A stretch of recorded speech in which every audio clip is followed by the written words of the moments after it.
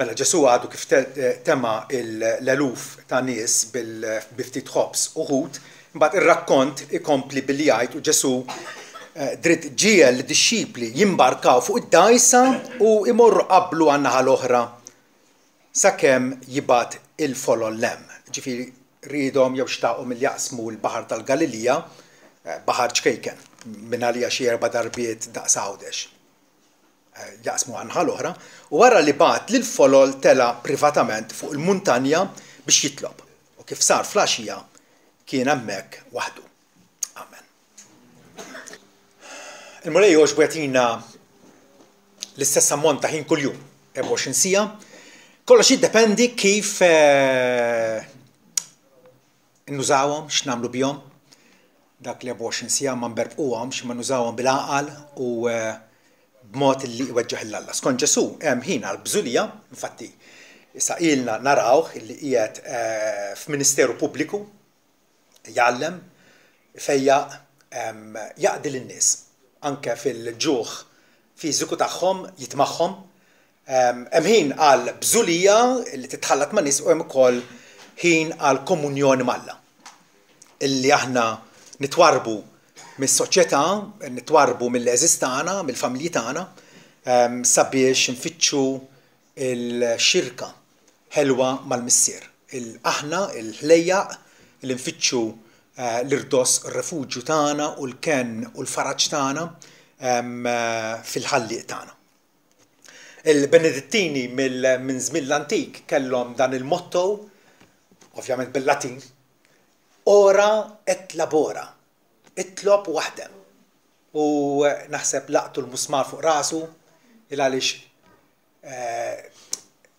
hemmhekk għandna miġbura fi 3 kelmiet ora et labora, itlob u waħdem.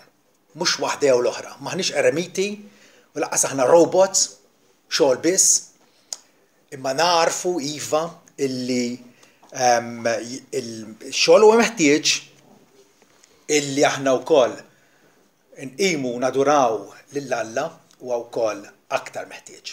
Xi ħadd qal aħdem bħalli kieku se tgħix għal 100 sena, itlob bħalli kieku se tmut għada. Aħdem bħalli kieku se tgħix għal 100 sena ġifieri tkun xi ħażin, aħseb għall-għada, ipprovdi għalik innifsek u għal ħadd ieħor. U itlob bħalli kieku se tmut għada. Is-sens ta' urġenza fit-talb ma nistgħux ninsewha.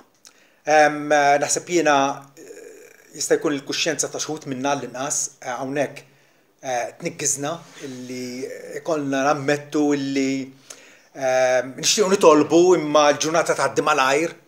Tifhem, dawk li 24 sija qishom mhumiex biżżejjed. Well, skont x'tagħmel bihom. Skont x'dixxiplina għandek biex iva tirriserva ħinijiet partikolari matul il-ġurnata biex hemmhekk tiltaqa' mal-Alla fit-talb, fil-fuħrija tiegħu, fl-adorazzjoni tiegħu. Hemm ħin titħallat man-nies, hemm ħin li tinqata' waħdek. Hemm ħin biex tbierek il ħadd ieħor u hemm ħin biex Alla jbierek lilek. Alla jissupplixxik dik il-qawwa, dik il-grazzja biex tkun strument ta' barka għal ħadd ieħor. Ġesu infatti jgħid jien huwa l-bieb jekk xi ħadd jidħol minni se jkun salvat. Hemmhekk tibda r-relazzjoni tagħna mal-Alla. Illi aħna mmorru għandu permess ta' Ġesu, il-medjatur tagħna, u Ġesu jkompli jgħid u dan se jidħol u se joħroġ u se jsib il-mera. Ma Ġesu fil-mixja tagħna miegħu, tajjeb nitlu noħorġu mill-maqjel għal merat iħaddru.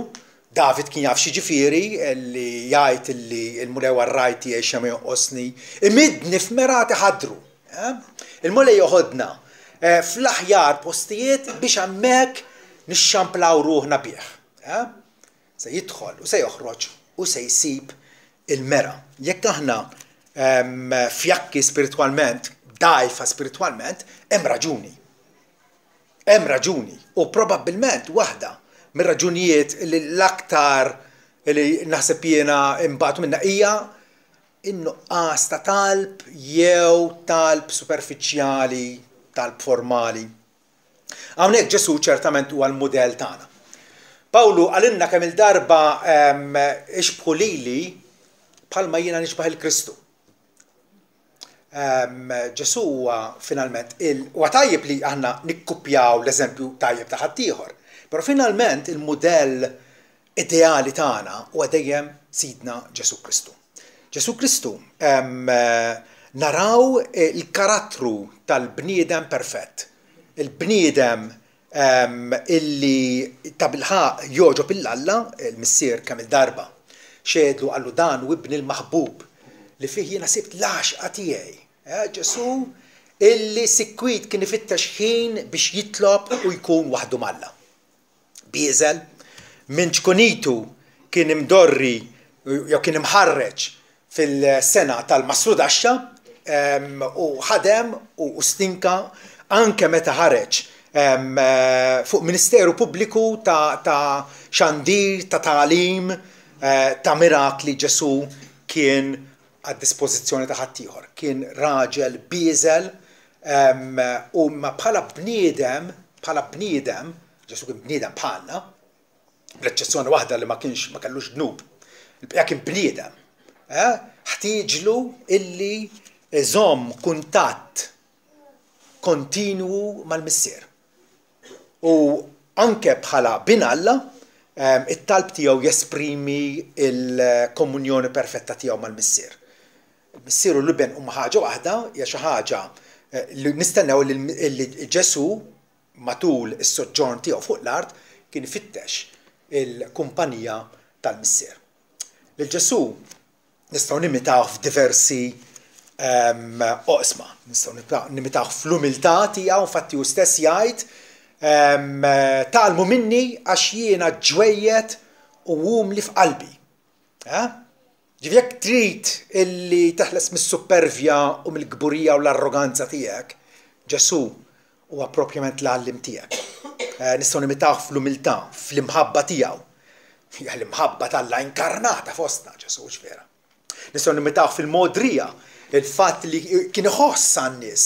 Għadna kif rajna il-ġrajja ta' meta immultiplika l-ħobs għaliex għax tħassarhom in-nies. Kien bniedem li kapaċi jitħassar. Juri simpatija ma' ħaddieħor. Il-Ġesu nimitaw ċertament fl-ubbidjenza tiegħu lill-missier. U dak li qal l-ikel tiegħi huwa li nagħmel ir-rieda ta' missier u ntemm ix-xogħol li tani biex nagħmel. Ġesu huwa l-bniedem ubbidjenti għar-rieda tal-Alla imqar sal-mewt, anzi sa mewt fuq salib. La darba għara fil dik kienet ir-rieda tal-Alla, Ġesu kien lest illi ħaddana. Imma fuq kollox Ġesu ħanimitaw fil-prattika tiegħu fit-talb. Kien bniedem moti għat-talb. Hawnhekk jgħidilna illi tela privatament fuq il-muntanja biex jitlob. Wow, li kollna dak is-sens, dak id-disciplina fuq nafusna.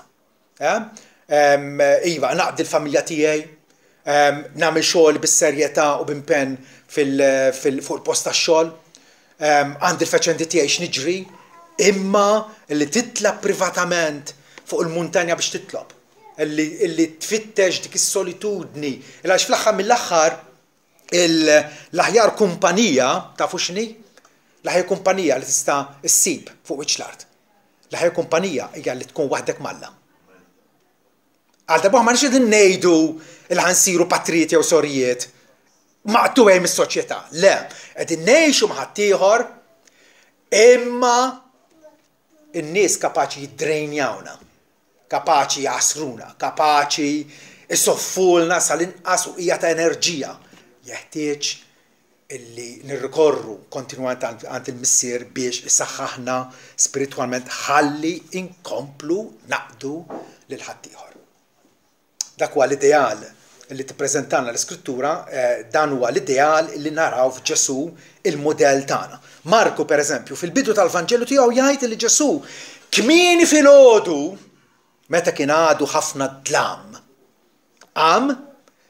ħareġ u mar f'post solitarju, f'post maqtuħ għalih. U hemmhekk għad jitlob l-ewwel nett. Din l-idea li nibdew il-ġurnata mal-mulej fit-talb mhijiex invenzjoni ta' xi evanġelista jew ta' xi pastor. Hija idea biblika. Tidher ċar fil-prattika ta' Ġesu kmieni filgħodu. saħansitra meta kienet tadaqqas biss sebaħ. Kien iqum jitwarrab għalih waħdu u għat jitlob. L-idea hi illi kien għatta ħin mhux minuta, 5 minuti, ejja ħammorru, għax sar il-ħin biex naqbad tal-linja jew u xinu il-każ tiegħek. Għat jitlob. Seta jixxampla fil-preżenza ta' Alla. Iva, ta' bilħaq, l-aħjar kumpanija hija meta tkun waħdek malla. Marku jkompli jgħidilna illi f'każ ieħor fejn Ġesu dritt ġiel id-disċipli tiegħu jimbarka fuq id-dajsa u jmorru qablu għan-naħa l-oħra l-Betzajda. Sakemm hu jibgħat il-folla lem u wara li ħallihom tela lejn muntanja biex jitlob. Għandna l-idea illi qed issib post, fil-każ ta' Ġesu ħafna drabi kien li jitwarrab fix-xar jew lem muntanja, probabbilment kien tkun xi għolja. L-idea illi neħilsu mid-distrazzjonijiet sib dak il-post. Jekk m'għandekx post id-dar għax għandek ħafna tfal u telefons idoqqu u televisions jgħidu u radijiet għaddejjin. Sib post solitarju u x'inhu fejn ħadd u xejn ma jtelfek. U itlob. Iva, għamlik bija pjaċir li jekk innifsek. Issaħħaħ spiritualment. Servizz lil bnedmin, iva, xirka malla il-koll flimkien.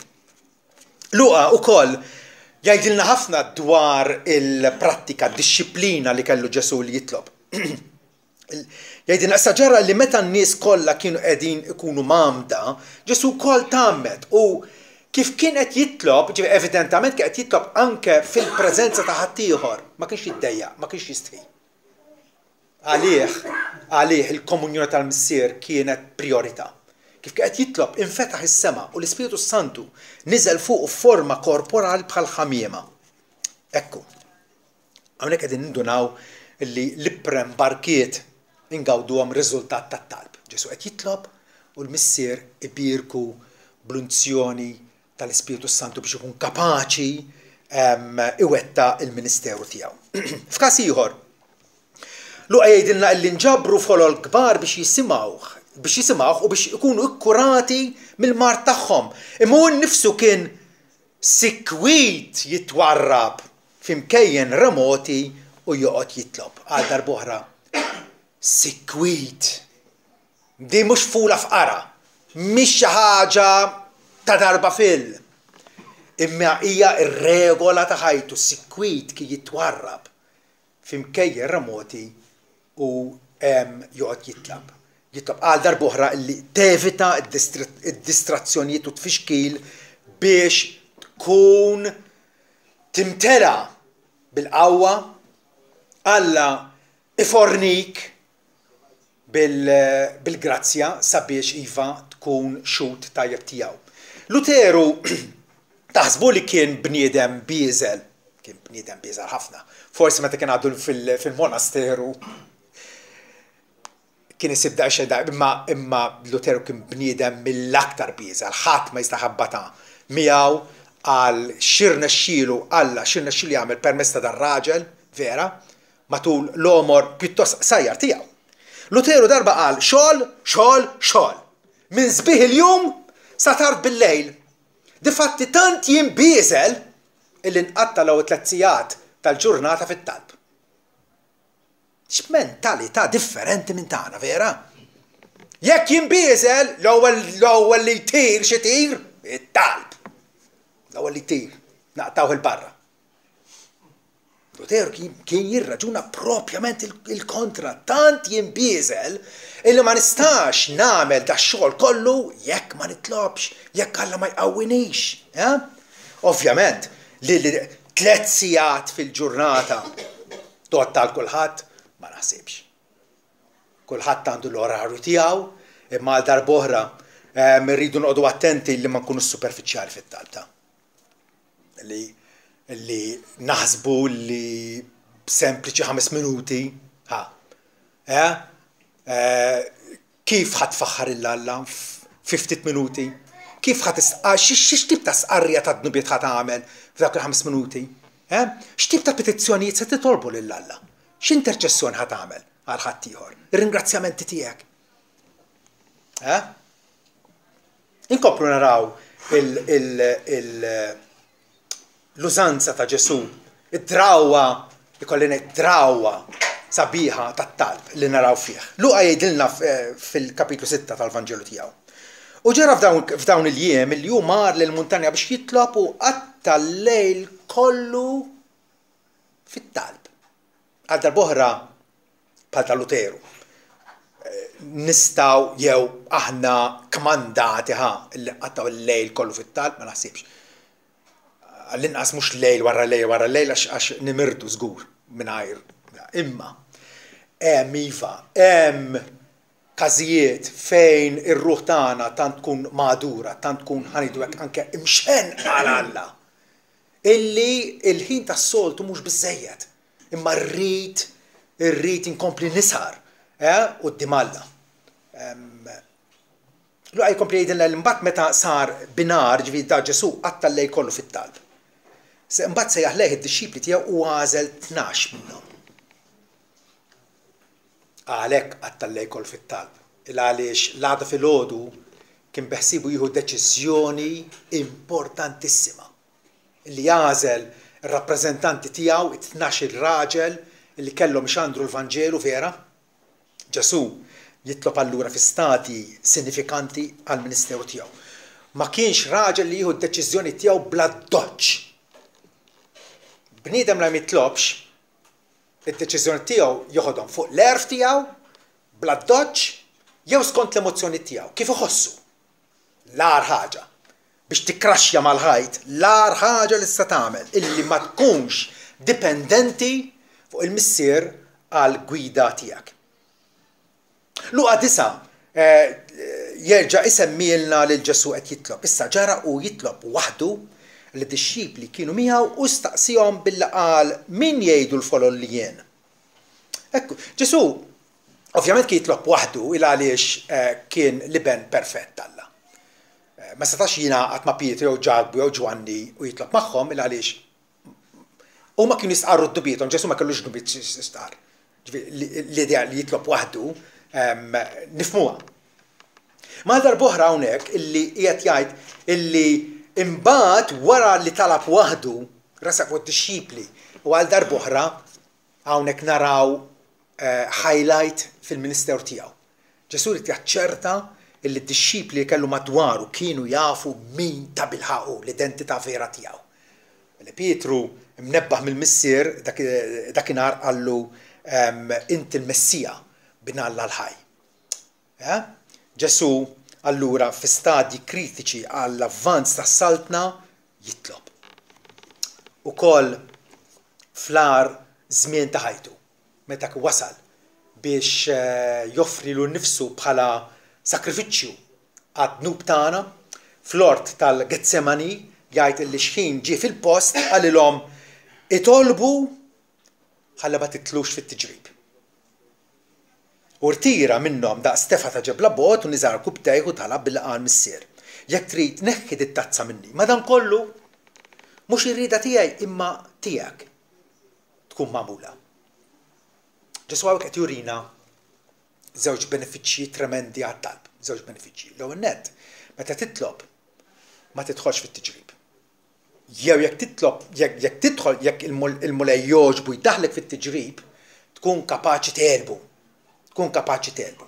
U t-tieni ħaġa meta titlob, inti tkun kapaċi tissottometti ruħek għar-rieda tal-missier. Il-volontà tal-missier fl-aħħar mal-ħar hija l-aħjar. Għalkemm tista' tinvolvi dbatija u sofferenzi u afflizzjoni ir-rieda tal-missier. Infatti, il-missier lil min iħobb l-iżjed l-aktar illi jaksu anke fiżikament. Pawlu hekk kien u lil min kien iħobb l-iżjed il-missier lill-ibnu. U x'ġaralu Ġesu? Moti fuq is-salib għal fidwa tal-bnedmin.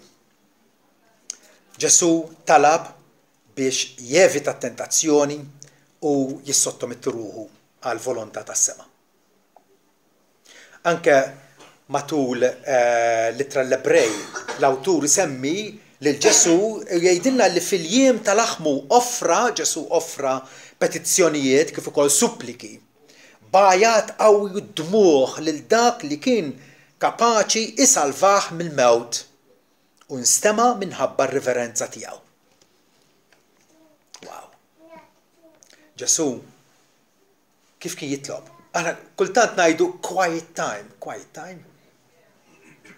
Mal-missier, ġili bkejtu waqt it-talb. Ġili ħassejtu qalbkom tinasar għal ħaddieħor, għal bluqat tiegħu u tant xtaqtu tlabtu bil-ħrara l-missier. Salvaħ, iftaħlu għajnejh, resqu lejk. Ġesu meta talab hawnhekk ċertament jgħidlek bajat qawwi d-dmuħ il-dak li kien kapaċi salvaħ mill-mewt. U iva, b'mod interessanti jgħidlek Ġesu instema minħabba r-reverenza tiegħu. Alla semaw billi ħallih jgħaddi mill-mewt sabiex jirxoxtaħ mat-tielet jum. Ħajja glorjuża. Is-sultan rebbieħ fuq il-mewt, fuq il-qabar, fuq ix-xitan, fuq id-dnub, fuq l-infern. Kristus Viktor. Ġesu illi talab kien onorat fit-talb tiegħu. L-abitudni jew il-prattika tat-talb li naraw f'Ġesu kienet tant prominenti fih. Kien bniedem moti għat-talb. Luqa 11 jgħidilna issa ġara illi kien qed jitlob f'ċertu post u kif qiegħda jew kif waqaf mit-talb. Wieħed mid-dixxipli tiegħu qallu sit, għallimna nitolbu bħalma Ġwanni wkoll għallem lid-dixxipli tiegħu. Da probabbilment kienu qegħdin jarawh u qiegħed il-bogħod imma qegħdin jarawh qed jitlob imbagħad waqaf u qalu illa x'okkażjoni din, x'opportunità kieku jgħallimna nitolbu bħalma hu jitlob. Il għaliex għena mettuha, kultant il-talb nara bħala xi ħaġa boring, xi ħaġa ripetittiva illi m'għandix tkun. Ġesu għallimhom dakinhar kif għandhom jitolbu, però il-prattika tiegħu naraw il-prattika tat-talb ispirat lil nies oħra qrib tiegħu illi kemm jeħtieġu huma wkoll illi jitolbu.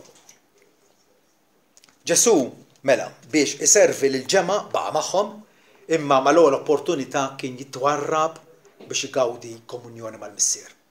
Għandna dan is-sens, għandna dan l-istint fina illi ma' kull opportunità ejjew nersqu l-missier.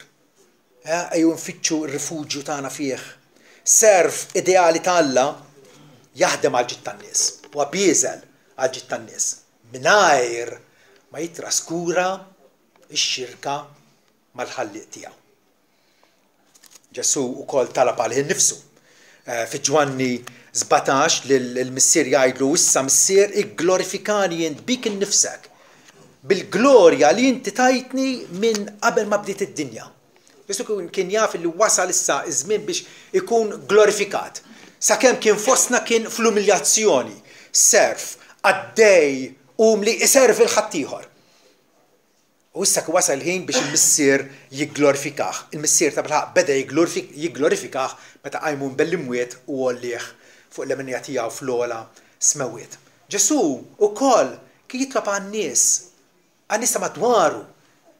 Xmun, wieħed minnhom qallu xmun, Satana id-domanda jew qiegħed jisħaq biex jarblek bħal qamħ ma jitlab talik. Biex il-fidi tiegħek ma tonqsokx. U int meta tkun irritornajt saħħaħ il-ħutek. Ġesu ninsab ċert jitlob għal kull wieħed waħda minna. Kull wieħed min-naċ tiegħu Ġesu jitlob għalihom. Difatti fil-Ġwanni 17 jgħid jiena għalihom nirrikjesta. Għalihom qed nitlob, ma nitlobx għad-dinja, iżda għal dawk li tajtnihom is-ser għax huma tiegħek. Imbagħad ikompli jgħid aktar l-qudiem ma nitlobx li tneħħihom id-dinja iżda li żommhom mill-ħażin ċertu talb kruċjali importantissimu. Ukoll il-kwalità ta' taqax ix titlob. Hawnhekk Ġesu qed jitlob biex il-missier iżomna jew iħarisna mill-ħażin, mix-xitan, l-għadu qalil tagħna. Aktar il-qudiem jitolbu qaddishom bil-verità, kelmtek hija l-verità. U għalhekk importanti li aħna nkunu onja fit-tarif tal-Iskrittura għax bija il-missier qaddishom fil-verità. Aktar il-qudiem jgħid missier nixtieq jew irrid li huma wkoll li tajtni, ġifieri dejjem hemm din il-ħaġa ovvja fl-Iskrittura. Il-missier tal-liben ċertu nies biex isalvhom. U hawnhekk qed jgħidlu, missier irrid illi huma wkoll li tajtni jkunu miegħi fejn inkun jien. Fejn? Fil-ġenna. Fil-preżenza immedjata t'Alla, sabiex jaraw il-glorja tiegħi li tajtni għax ħabbejtni qabel il-pedament tad-dinja. Huwa talb li Ġesu jitlob għalina, talb li tant jinkoraġġina, tant jimlina bil-konfidenza, tant jimlina fervura għaliex hawnhekk qed jgħidilna illi l-missier qed jitolbu biex finalment aħna naraw il-glorja tiegħu. Il-Ġesu ma rajniex fiżikament aħna. Ma Pietru jgħidilna għalkemm ma tarawx bħalissa, temnu fih u tħobbuh. Vera, imma għad jasal il-jum meta l-dak li ħabna narawh wiċċ imwiċċ. U Ġesu qed jgħid li din ix-xewqa tagħna mhix se tiddeżappuntana. Mhix se titħabbina il għaliex Ġesu talab għalina biex daw kollha missier li inti tajtni jaraw il-glorja tiegħi. Glorja li inti tajtni minn qabel ma inħolqot id-dinja. Intenni allura li la darba aħna d-disċipli ta' Ġesu jeħtieġ li nimitawh. Pietru jgħidilna li għandna nimxu fuq l-eżempju tiegħu u li meta li bata u ma jeddiċ imma reħa ruħu fidejn dak li għamel il-ħaq skont il-ġustizzja. Ma ċertament hawnhekk għandna prova qawwija ħafna. Rridu nikkupjawh fid-drawwa tiegħu li jitlob regolarment. Pawlu bir-raġun jgħidilna iddedikaw irwieħkom għat-talb. Iddedikaw irwieħkom għat-talb billi tinviġilaw fih b'ringrazzjament.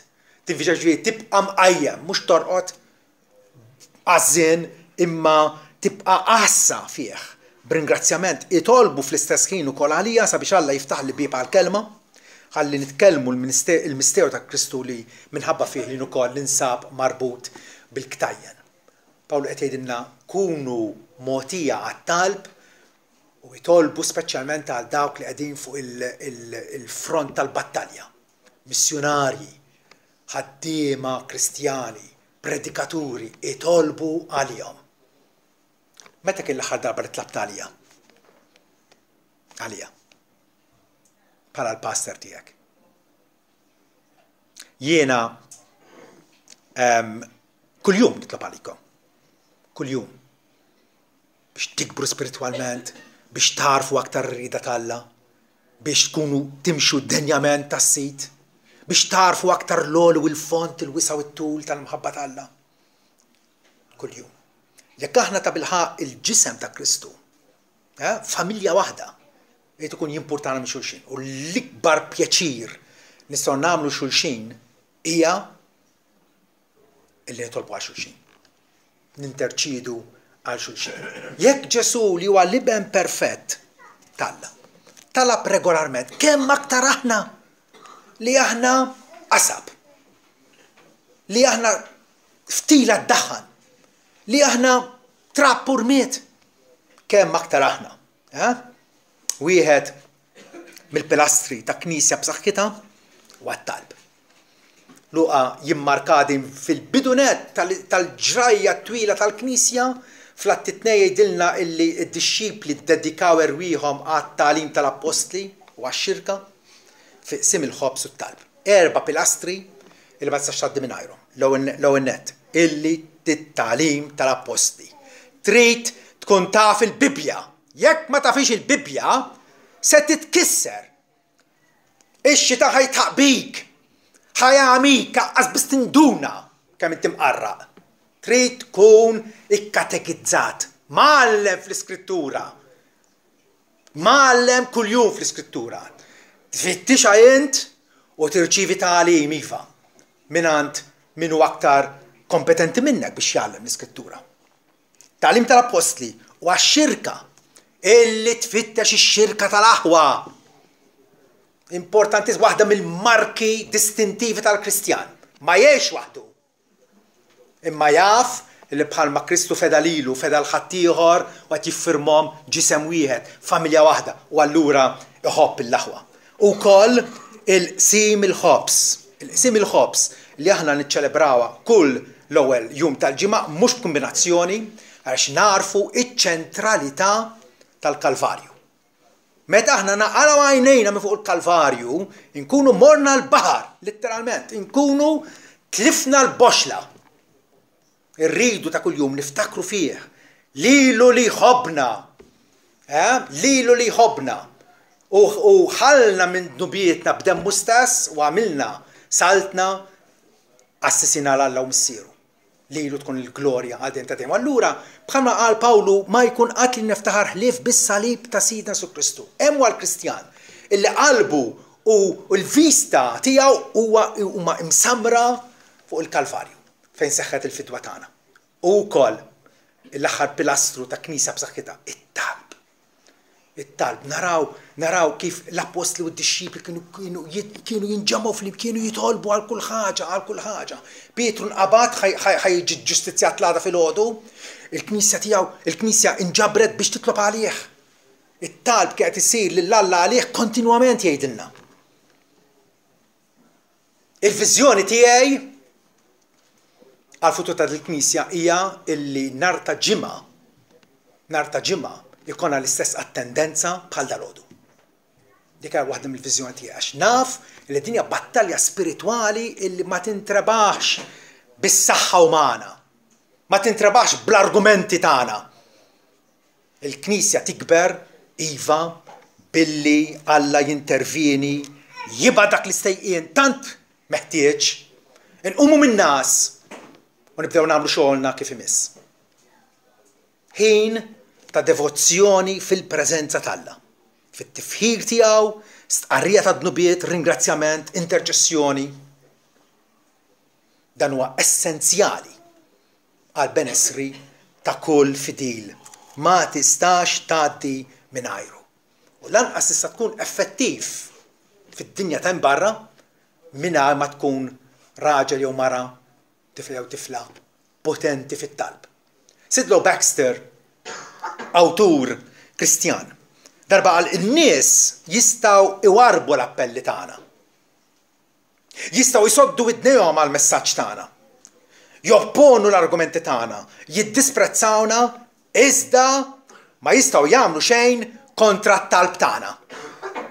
Ma jistgħu jagħmlu xejn kontra t-talb tagħna. Għax meta huma qegħdin kontra l-Evanġelju u aħna nitolbu l-missier salvhom. Ma jistgħu jagħmlu xejn. Ħsieb sublimi fil-fema tiegħi.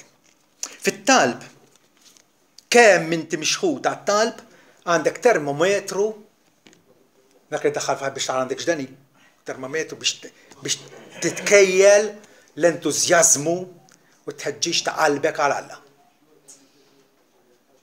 Kemm titlob, kif titlob?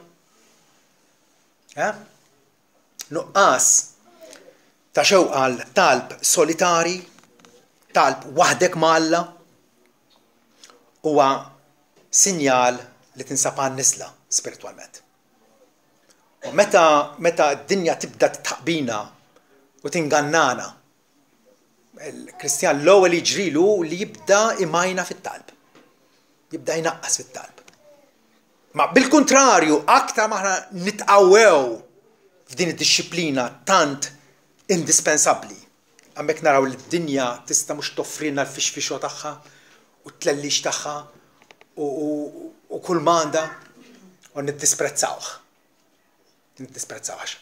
Aħjar u aqwa minn xirka ħbiberija ma' Alla ma tistax issib f'din id-dinja.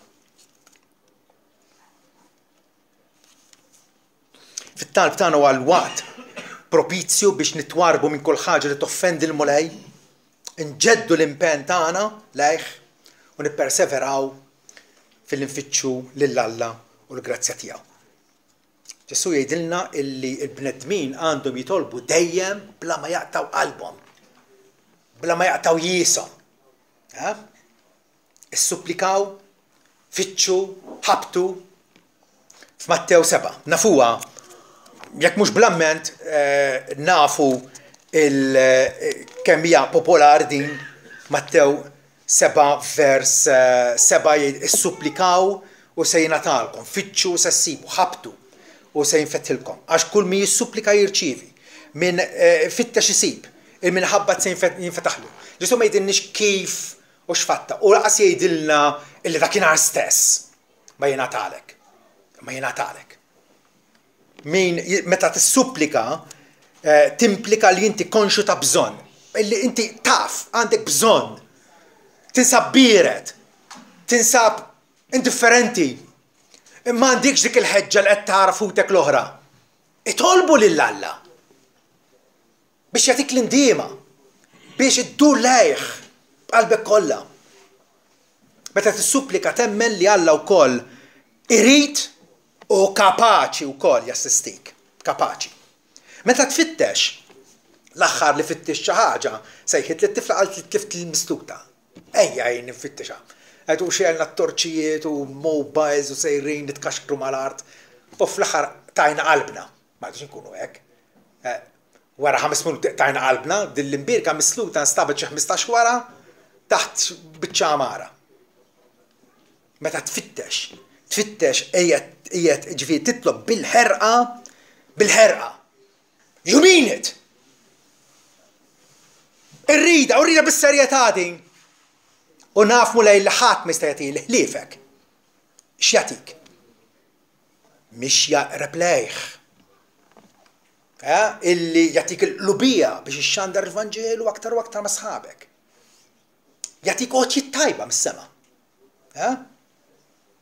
Ukoll meta tħabbat ku qed tisprimi dik il-persistenza fil-li tkompli tirrikorri għand Alla avolja ma jirrispondikx minnu fih.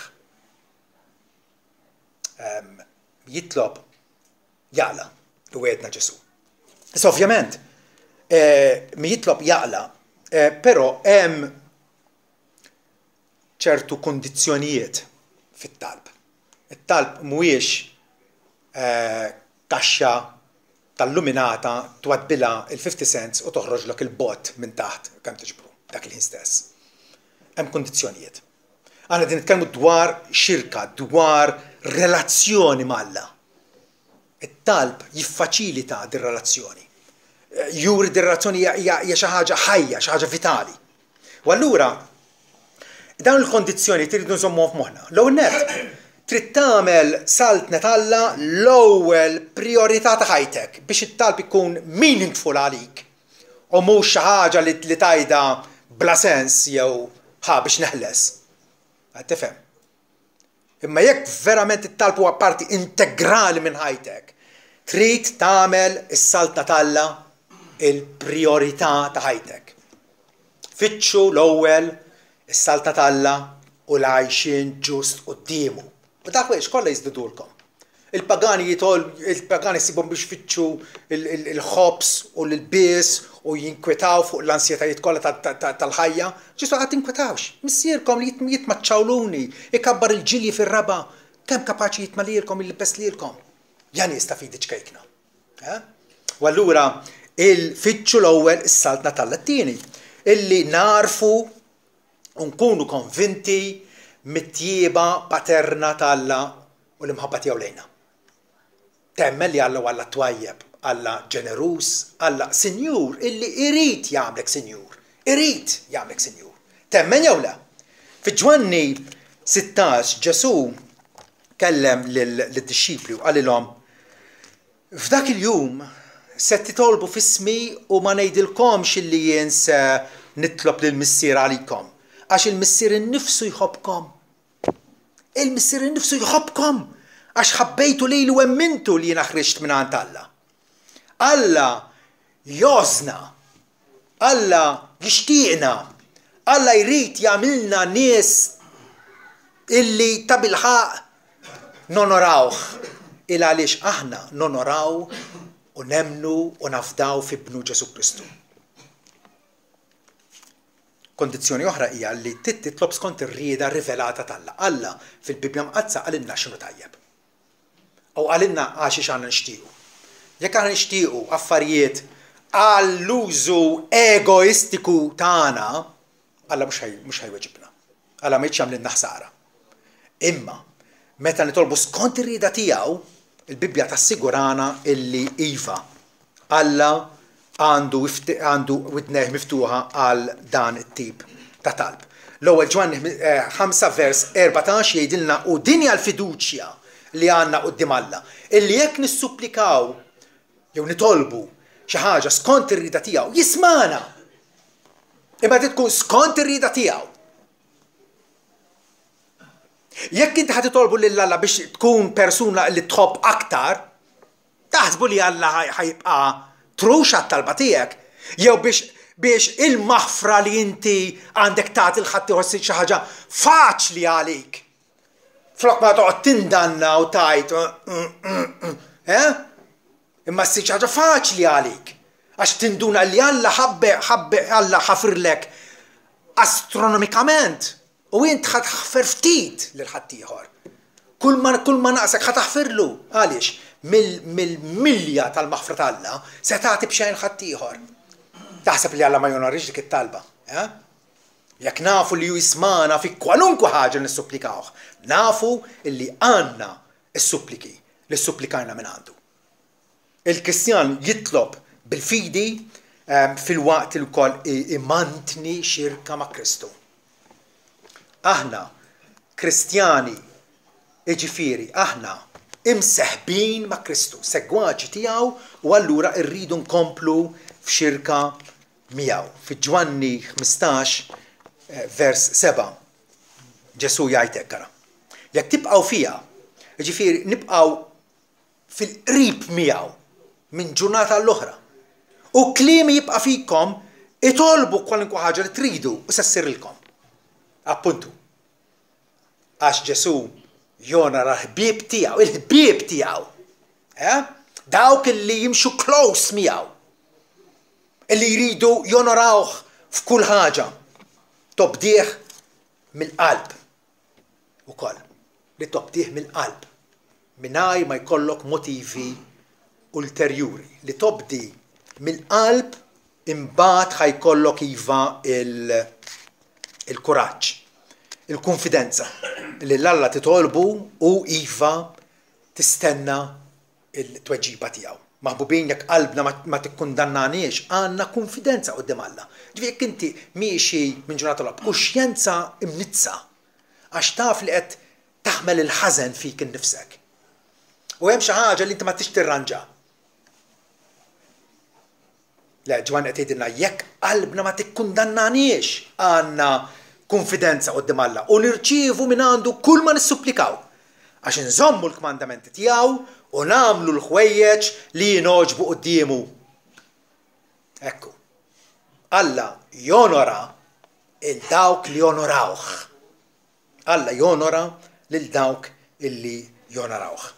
Ħajja ta' talb hija ħajja b'riċeviment kontinwu ta' grazzja minn fuq. X'għandna bżonn l-aktar? Il-grazzja t'Alla.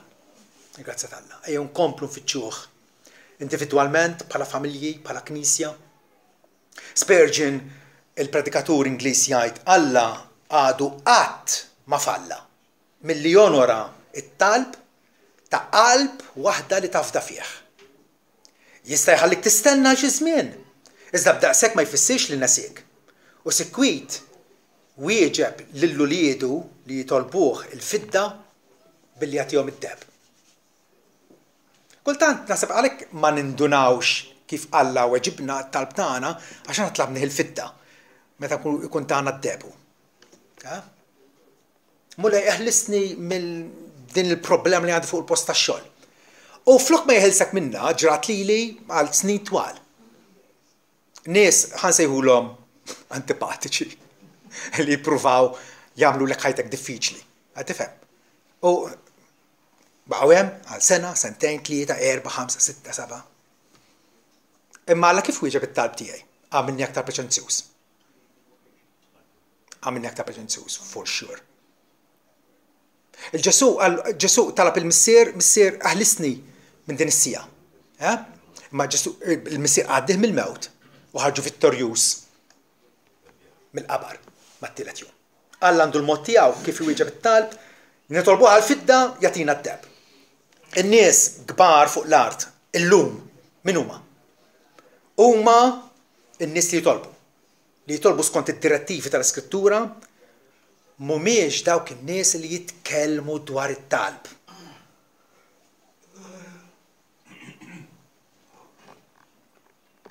Naħseb hawnhekk qegħdin infallu aħna. Aħna nitkellmu ħafna dwar it-talb.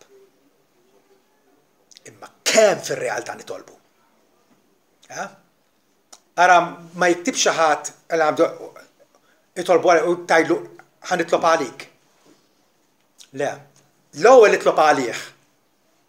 Dak il-ħin, imbagħad għajdlu tlabt għalik u ħankompli nitlob għalik. Għal ma nkunux nies li nitkellmu dwar it-talb meta fir-realtà ma nitolbux. Idu nagħmlu l-aħjar użu mir-riżorsi qiegħda qudiemna. Alla qed jifrex mejda ta' bontà qudiemna, mejda rikka. Ers u kulu. Issaħħu spiritwalment. Ma ġin nkunu bħal dak il-muntanier dilettant. Ma nafx ġraġ vera dil-istorja fl-Svizzera illi dan kien għadu qed jibda fid-delizzju li jixxabbat il-muntanji. Tajjeb. Ma kienx jafu mir-regoli jekk għala xi saram x'għandu jagħmel ma jagħmilx. Inqabad fi blizzard, riħ qawwi, borra nieżla. U kien kważi qata' qalbu illi se jsalva. Jara dal-cabin tal-injam mibni hemmhekk u jirnexxielu jidħol fih u jsib il-ken f'dan il-cabin. Imma miet bil-ġuħ u bil-għaġġ. Tant kellu bżonn li jibqa' f'dan il-cabin, imma kellux jiekol, ma kellux jixrob u miet. Ja ħasra, ma kienx jaf li kieku għala il-fallakki tal-art. Kien hemm moħbija u kull muntanier tal-affarijiet tiegħu kien jafa din. Kien hemm ħażna ta' ikel preservat u xorb kemm trid. L-ignoranza qatlitu. U wis nibża li xi Kristjani l-ġurnata jista' jkun ħafna. Alla qed jagħtina il-riżorsi kollha tiegħu u għadna ma ġejniex konxji tagħhom. Illi nistgħu iva nersqu li Alla infinit fit-tjieba, fil-fedeltà, fil-mħabba, fil-kumpassjoni tiegħu biex ta' bilħaq jagħmilna sħaħ. Sħaħ spiritwalment għall glorja u s-sebħ ta' Ibnu Ġesu Kristu. Amen.